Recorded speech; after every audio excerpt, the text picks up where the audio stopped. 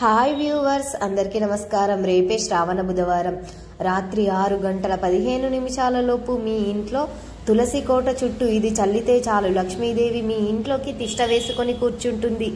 వద్దన్న ధనం వస్తుంది, డబ్బు లేదని బాధపడేవారు డబ్బు వచ్చి పడుతుంది. చాలా అద్భుతమైన ఫలితం వస్తుంది.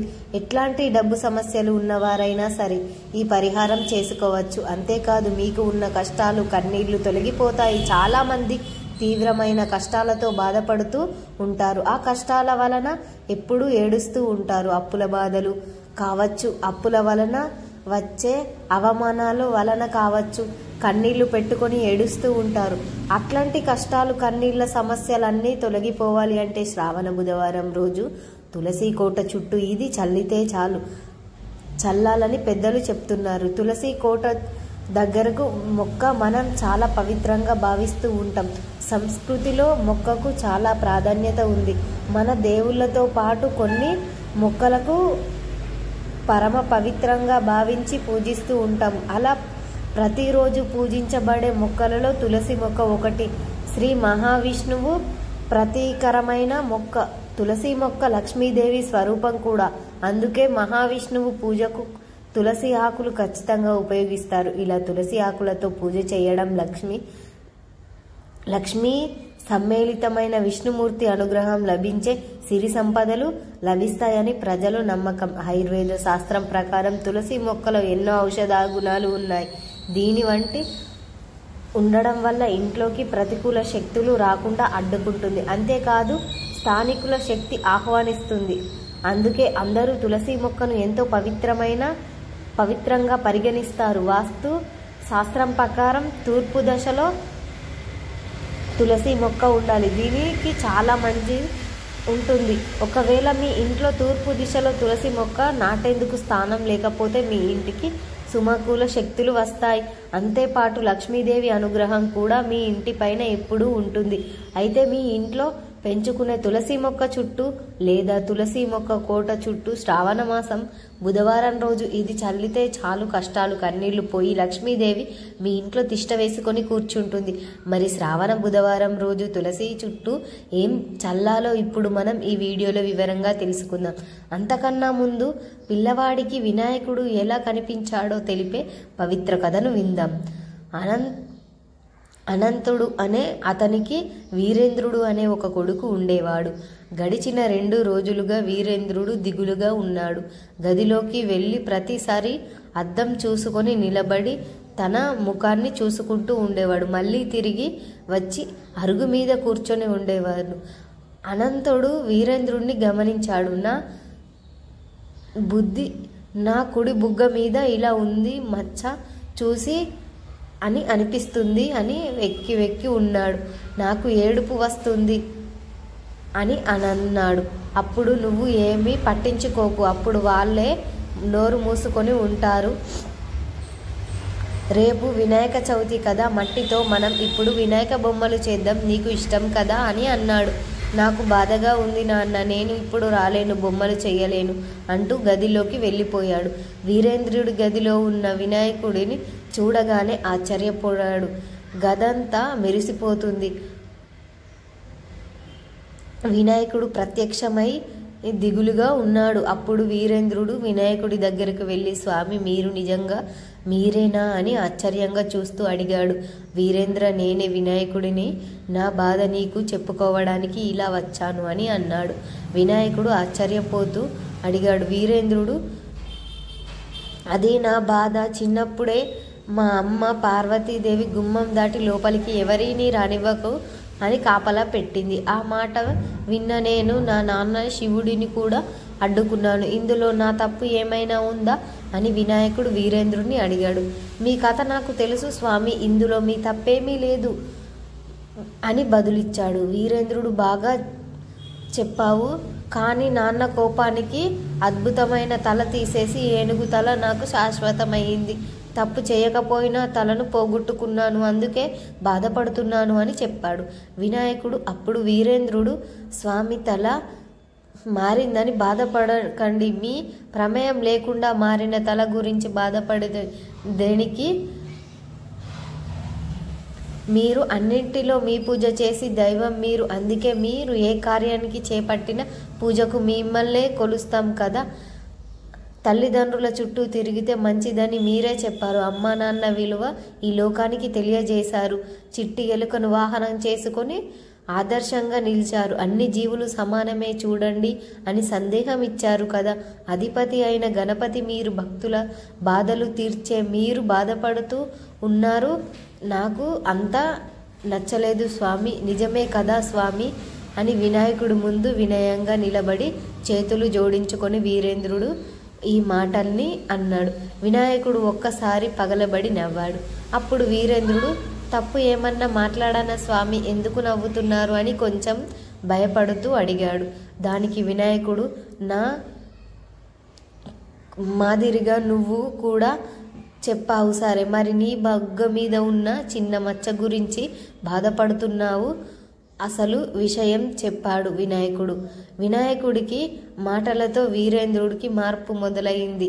బాధ పూర్తిగా తగ్గిపోయింది. నా లోకంలో వచ్చు బాధ తగ్గించాలని అంటూ మళ్ళీ చేతులు జోడించి నమస్కారం పెట్టాడు వీరేంద్రుడు. వీరేంద్రుడు విజయోస్తు అంటూ దీవెనించి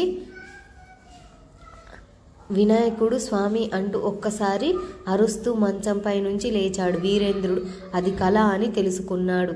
అక్కడ నాన్న మట్టితో చేసిన వినాయకుల బొమ్మలను చూసి ఆశ్చర్యంగా బయటకు వచ్చి మట్టి చేతిలో పట్టుకుని, వినాయకుడి బొమ్మలు పూజకు చేయమని నా స్నేహితులకు చెప్తాను, మీరు చేసిన ప్రమిదల్లో కొన్ని వారికి ఉచితంగా ఇస్తాను అని ఉత్సాహంగా అన్నాడు. వీరేంద్రుడు చాలా సంతోషంగా, వీరేంద్రుడు నీలో మార్పు రావడానికి కారణం అని అడిగాడు ఆనందుడు. వినాయకుడు, నాన్న నా చేతిలో ఉన్న మట్టి వినాయకుడు బొమ్మను చూపిస్తూ బదులిచ్చాడు. శ్రావణ మాసంలో వచ్చే బుధవారం, ఇక వీడియోలోకి వస్తే శ్రావణ మాసంలో వచ్చే బుధవారం చాలా విశిష్టమైనది. గణపతి పూజ లేదా దీపారాధన చేసి నమస్కారమైనా సరే చేసుకుంటే మీకు తిరుగులేని కష్టాలన్నీ కూడా తొలగిపోతాయి. బాధపడేవారు ఈ శ్రావణ మాసం రోజు చక్కటి కొన్ని బియ్యం పిండిని తీసుకోండి. బియ్యం పిండిలో చిటికెడు పసుపు, చిటికెడు కుంకుమ కలపండి. ఆ తర్వాత బియ్యం పిండితో కలిపిన చెట్టు దగ్గర గుమ్మం ముగ్గు వేయండి. ఇప్పుడు చిన్న గ్లాసు పాలల్లో చిటికెడు పొడిని కలపండి. ఇక చిన్న బెల్లం ముక్కను వేయండి. ఆ తర్వాత వీటన్నింటిని బాగా మిక్స్ చేసి పూజకు చేసిన తులసి కోట దగ్గరకు వెళ్ళి ఆ తర్వాత ఆ తులసి చెట్టు చుట్టూ ప్రదక్షిణలు చేస్తూ పాల నీటిని పోస్తూ చల్లుతూ ఉండండి. పూర్తిగా అయిపోయే వరకు ఇలా తులసి చెట్టు చుట్టూ తిప్పుతూ చల్లండి. పూర్తిగా అయిపోయాక నమస్కారం చేసుకొని, తులసమ్మ మాకు ఈరోజు ఈ పరిహారం చేస్తున్నాం, ఈ కష్టాలన్నీ కూడా తొలగిపోవాలి అని దృఢంగా సంకల్పం చెప్పుకోండి. అలా సంకల్పం చెప్పుకున్న తర్వాత ఇక మీరు మీ ఇంట్లోకి వెళ్ళిపోవచ్చు. ఇదే పరిహారం రాత్రి 6:15 ఎప్పుడైనా సరే పరిహారం చేసుకోవచ్చు. ఇప్పుడు చేసిన అద్భుతమైన ఫలితాలు వస్తాయి. శ్రీ మహాలక్ష్మి కటాక్షం సిద్ధిస్తుంది. మీకు ఉన్న కష్టాలు, కన్నీళ్లు అన్నీ కూడా తొలగిపోతాయి. కాబట్టి మీరు కూడా రేపు శ్రావణ బుధవారం రోజు తులసి కోట చుట్టూ ఇది చల్లి అమ్మవారి అనుగ్రహంతో కష్టాలను తొలగించుకొని సంతోషంగా జీవించండి. ఇక బుధవారం రోజు నిమ్మకాయతో ఏం చేస్తే సమస్యల నుండి సులభంగా బయటపడవచ్చో అనేక విషయాలను ఇప్పుడు మనం ఈ వీడియోలో వివరంగా తెలుసుకుందాం. నిమ్మకాయను ఉపయోగించి అనేక రకాల సమస్యల నుండి బయటపడవచ్చు. నిత్యం జీవితంలో వ్యాపారస్తులు ఎవరికైనా సరే వ్యాపారంలో నష్టాలు ఎక్కువగా వస్తూ ఉన్నట్లయితే ఆ వ్యాపార స్థలంలో బుధవారం రోజు ఒక పరిహారం చేయండి. ఒక పసుపు రంగు నిమ్మకాయను తీసుకోండి. దాని మీద బొట్టు పెట్టండి. ఆ నిమ్మకాయను మీ వ్యాపార స్థలంలో ఎంట్రన్స్ దగ్గర పెట్టండి. ఉదయం ఇలా చేయాలి. చీకటి పడిన తరువాత ఆ నిమ్మకాయను తీసి ఎవరు తొక్కని చోట పడవేయండి. ఇలా చేస్తే వ్యాపారంలో మంచి లాభాలు వస్తాయి. అలాగే గాజు గ్లాసులో నీటిని పోసి ఆ నీటిలో నిమ్మకాయను వేసి ఈ పరిహార స్థలంలో పెట్టండి. ఇలా ఉంచడం వలన వ్యాపారం నష్టాల నుండి సులభంగా బయటపడవచ్చు. అలాగే మీ ఇంట్లో పెద్దలు చెప్పిన మాటలు చిన్నపిల్లలు వినలేకపోతే బుధవారం రోజు సరిగ్గా సింహద్వారానికి ఎదురుగా కొంచెం పైన ఎత్తులో గాజు గ్లాసులో నీళ్లు పోసి నిమ్మకాయను వేసి పెట్టండి. ఇలా చేస్తే ఇంట్లో పెద్దవాళ్ళ మాట గౌరవం పెరుగుతుంది. పిల్లలు చెప్పిన మాట చెప్పినట్టు వింటారు. అంతేకాకుండా ఈ వ్యాపారంలో నష్టాల నుండి బయటపడడానికి బుధవారం నిమ్మకాయతో ఒక అద్భుతమైన ప్రయోజనం చేసుకోవచ్చు. ఏం చేయాలి అంటే వ్యాపారస్తులు ఎవరైనా సరే బుధవారం రోజు నిమ్మకాయ తీసుకోండి. ఆ నిమ్మకాయను మీరు షాప్ వేర్ చేయగానే గోడకు ఉంటుంది కదా, ఆ 4 వైపుల నిమ్మకాయలను ఉంచండి చాలు. ఆ 4 గోడల నిమ్మకాయలను ఆకర్షించి ఆ తర్వాత నిమ్మకాయను 4 ముక్కలుగా కోయండి. ఆ 4 ముక్కలను అంటే కోసిన ఆ 4 ముక్కలను నిమ్మకాయ ముక్కలన్నిటినీ కూడా ఆ 4 గోడల దగ్గర ఉంచండి. ఇలా ఉంచితే సమస్త దోషాలన్నీ కూడా తొలగిపోతాయి. వ్యాపారం విపరీతంగా అభివృద్ధి పెరుగుతుంది. వ్యాపారం మూసివేసే సమయంలో అంటే సాయంత్రం ఈ నిమ్మకాయ ముక్కలను వేసి ఎవరు తొక్కని ప్రదేశంలో పడవేయండి. మంచి లాభాలు వస్తాయి. అలాగే ఇంట్లో తీవ్రమైన ఆర్థిక సమస్యలు ఉన్నవారు బుధవారం రోజు ఈ చక్కటివి నిమ్మకాయను తీసుకొని దానికి బొట్లు పెట్టి పసుపు రాసి అంటే పసుపు బొట్టు బాగా పెట్టి ఆ నిమ్మకాయను పూజ గదిలో ఉంచి దీప నైవేద్యాలు దీపం చూపించి ఆ తర్వాత అదే నిమ్మకాయను తెచ్చి హాల్లో పెడితే అతి త్వరలోనే మీరు ఆర్థిక సమస్యలు తీరిపోతాయి. లేదు బొట్టు పెట్టలేని వారు పసుపులో ఉంచి అంటే మీ బొట్టన వేలును పసుపులో ఉంచి బొట్టు వేలు నిమ్మకాయకు తాకి పసుపు బొట్టు పెట్టి నిమ్మకాయకు పూజ మంత్రంలో ఇష్టమైన దైవం ముందు ఉంచి ధూప నైవేద్యాలు సమర్పించండి. ఆ తరువాత ఆ నిమ్మకాయను తీసి హాల్లో అందరూ కనిపించే విధంగా పెట్టి ఇలా చేయటం వలన చాలా తొందరగా ఆర్థిక సమస్యల నుండి బయటపడతారు. కానీ ఈ పరిహారం ప్రతి బుధవారం చేయాలి. కావున రేపు బుధవారం కాబట్టి ప్రతి ఒక్కరూ కూడా ఈ నియమాలను పాటించి పూజ చేసి సంతోషంగా జీవించండి. ఇక మా వీడియో మీకు నచ్చినట్లయితే లైక్ చేయండి, షేర్ చేయండి. అలాగే మా ఛానల్ని కూడా మీరందరూ సబ్స్క్రైబ్ చేసుకోండి.